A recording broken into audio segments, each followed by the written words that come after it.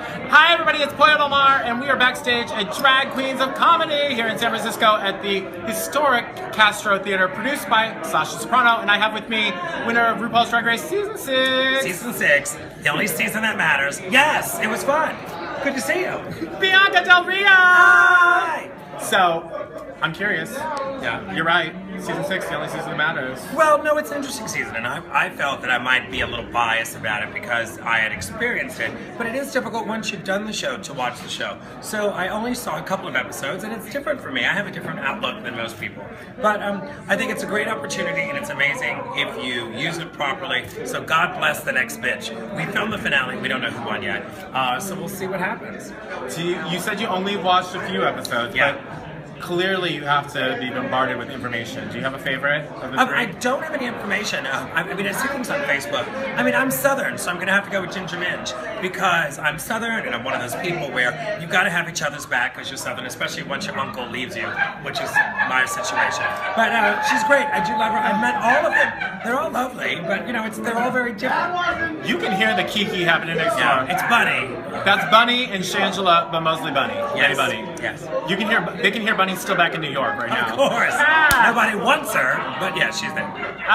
So I would think that as a performer who paid your dues tenfold before you even got on the show, you would have to think that there's some element of that with Ginger too. She's been around. She's done her thing. I think, but that doesn't always make it right. I think that it's one of those things where people often ask, what's the best advice you can give someone going on the show? Mm-hmm. And I say this, you have to know yourself. That's the only thing you're in control of. You don't know the challenges they're going to give you. You don't know what they're going to critique. And for me, there was many moments when even things that might have been easy to other people, like the comedy challenge, I was horrified because it may not work on television. What I'd done for 19 years in a bar may not translate. So you have to sit back and think about all that. So all of it comes with risk, and you never really know. You don't know what they want, and as I said, it is a television show and a competition, which means they can do whatever they want. As a comedian, like, when you're getting ready to go onto a comedy challenge, for example, I would be terrified, like, oh my God, if this doesn't work on television, everything that I'm known for is... Sure.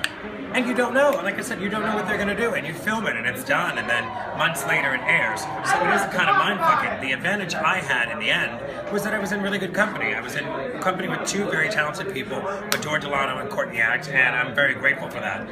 Because most of the time, if I would have been up there with somebody like Laganja or Gia Gunn, I would have wanted to kill myself. So I was with some good talent. You know what I'm saying? Is that I was in company of good, talented people, so anybody could have won. It wasn't a slap in the face. It doesn't mean that I'm better because I won or that they're worse. No, anybody could have won. And they're my friends, and they're genius, and they're great at what they do. I mean, they've all been successful. We've all been working since it happened. So it's what you make of it. Some of the most successful queens didn't win the show. You know, there's Latrice. You know, there's Courtney. There's, of course, Adore. And, you know, it's amazing to see them strive. Shangela, for Christ's sake. Absolutely. You know, trucking along and working and brilliant and good at what they do. So it's not about winning. It's just about delivering your best thing and being a good person. Sometimes it feels like, as a viewer, that, and after the fact, it feels like winning is almost a curse. Yeah. Yeah, well, because there's assholes. I mean, there's Sharon, who's a fucking douche. But the thing is that there's lots of us that do it, but I think what they forget... I didn't expect that. No, please, it's true. She's a douche. The thing is that people forget that when you're on the show, it's not so much about being fierce, it's about having some humanity and being a human being. Which drag queens forget. Because this is their 5 minutes on television, so they think, girl, I gotta do all this. And, girl, it's too much. Sometimes too much. It's true. Well, and nobody ever said, a drag queen never says it's too much unless they're taking black dick in prison. That's when it's too much. Not for me. No, of course not. Because you're consistent. Thank you. You heard it here from Bianca Del Rio. And it also explains the sound. Go ahead. Edit.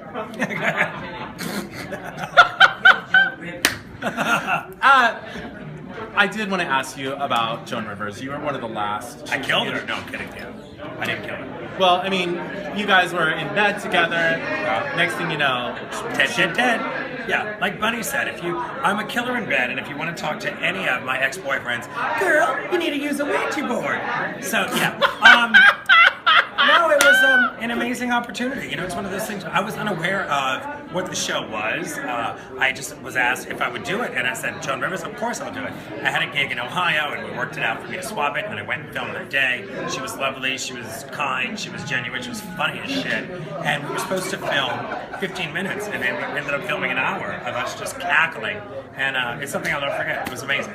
I would think, given the kind of humor and comedy that you are so renowned for, that she would have had to have been a huge influence. Oh, totally. Oh no, I love her and Don Rickles. I love anybody who's smart, but also it's a different ball of wax. It's fascinating that we were having a conversation about the fact that here she was, genius and Joan Rivers, and she couldn't sell out Madison Square Garden where someone like Kathy Griffin, who I think is not funny, is selling out. So it's interesting how the world works. You know, I just thought I love that rapid fire wit and funny is funny and funny is funny. No, and I don't find that with many people. Now I'm curious, why don't you find Kathy Griffin funny? Because it's always this. Let me tell you a story that's so amazing and so genius, and there's never a fucking punchline.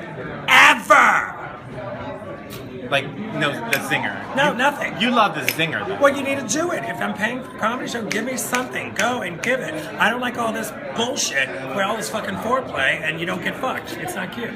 I don't find it funny. I don't. Never did. I'm curious. I was just curious because of the fact that I find you wildly entertaining, and I've been to see Kathy Griffin in concert and funny, but not funny. Not like, oh, I'm in tears.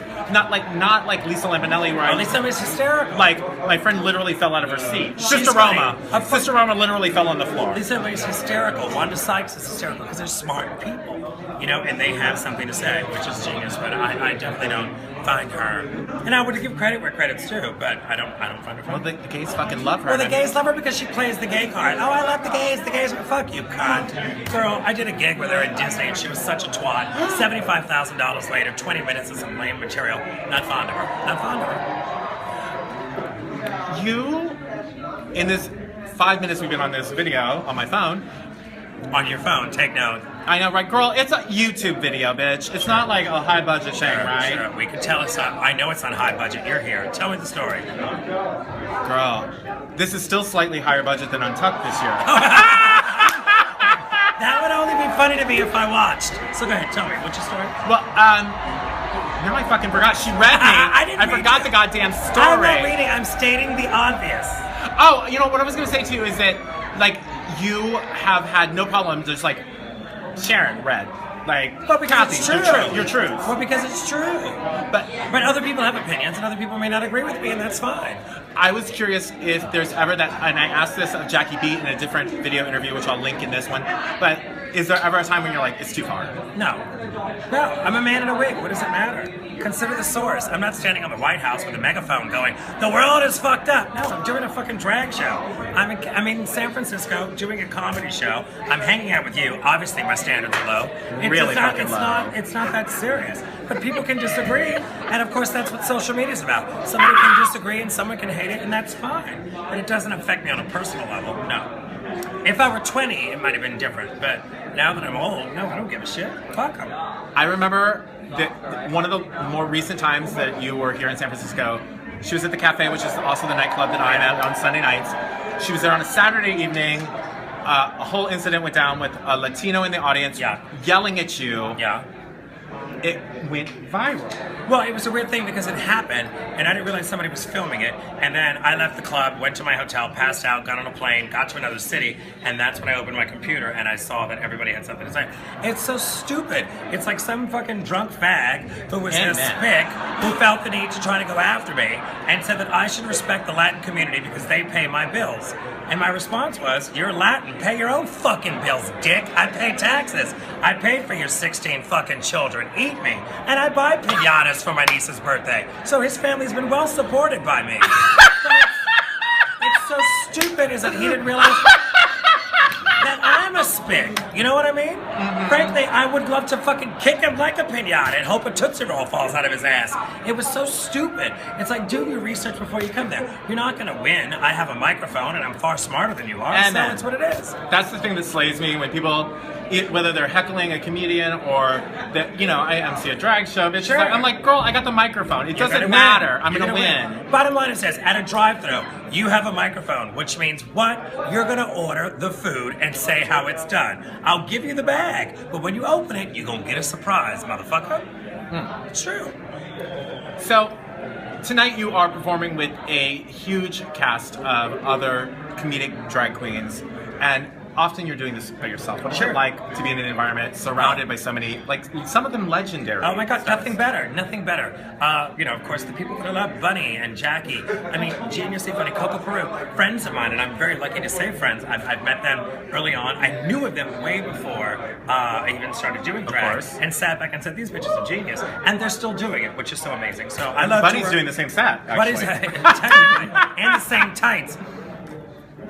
Anyway, no, but it's an amazing thing because, you know, I sat back and admired them many, many years ago, and they're still doing it, still smart, and still funny, and still important, and still making a living. There's something to be said. I mean, we Drag Race girls are treated very well, I have to say. Right. The power of television, but it's what you make of it. And so with it, I can sit back and say, this is great. And so actually, Jackie B, Bunny, me, and Sherry Vine were planning a tour to do together in the fall, which I'm excited about. Well, it's so funny, of course, because of the fact that of those 4 individual names that you just gave, these are people who predated Drag Race. Totally. They were doing, to some degree, what you're doing, and paving the way. But they definitely set the standard, and that's what's so amazing about it, is that they're still working and they still have it, which is genius. And I think a lot of people don't know that. I think now our culture knows what they know from television and know it from the show. And no offense to the show, because it's definitely changed my life, but it's one of those things. I had messages from Bunny, Sherry, and Jackie, right at the Coco Peru. They were all beyond kind while the show was going on, and they said, if anybody can do this, you can do this, and we support you. I mean, in many ways, different versions of it, but I thought that was very sweet and commendable,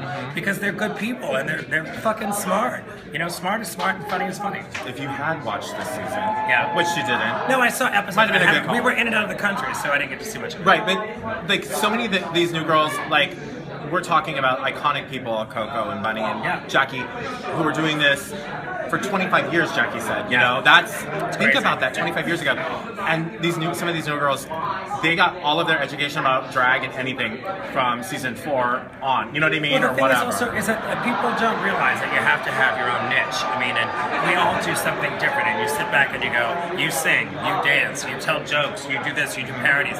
All that's amazing. But instead of breaking somebody down, you sit back and go, bitch, that's what you do great. This is what I do. And you find what's going to work for you. Too many people now see what's working for other people, and they think, oh, I should do that. No, you don't. If you don't have the quips for it and the brains for it, don't do it. But now they think they throw on a look, and it's what it is. I mean, I'm constantly ridiculed. Oh, I wore the same dress. I did this. Yes, I did wear the same dress, and I won. And Ru wears the same dress. You've got a look that works for her. You've got a look that works for Bunny. You've got a look for everyone else. Nothing wrong with that. It's just what it is. And everybody who's tried 20 different looks, look what they got. Bottom 3. Yeah, you don't have to be a jack of all trades. Just find what you do. Well, no, just find what works. But when you go on the show, you have to be able to sing, dance, act, sew, and do comedy on some level, because that's the requirements. It's like going to the Olympics and going, oh, now I got to swim. You're an asshole. That's what you signed up for.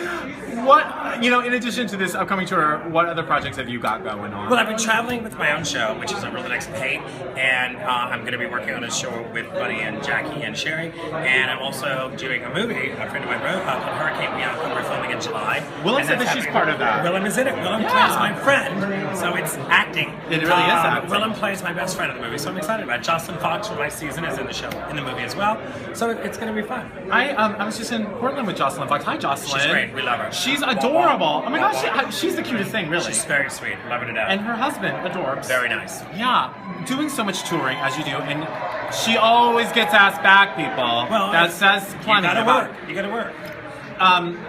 Is it hard to come up with new material for your show? No, it depends. I think the audience will give it to you. That's the advantage.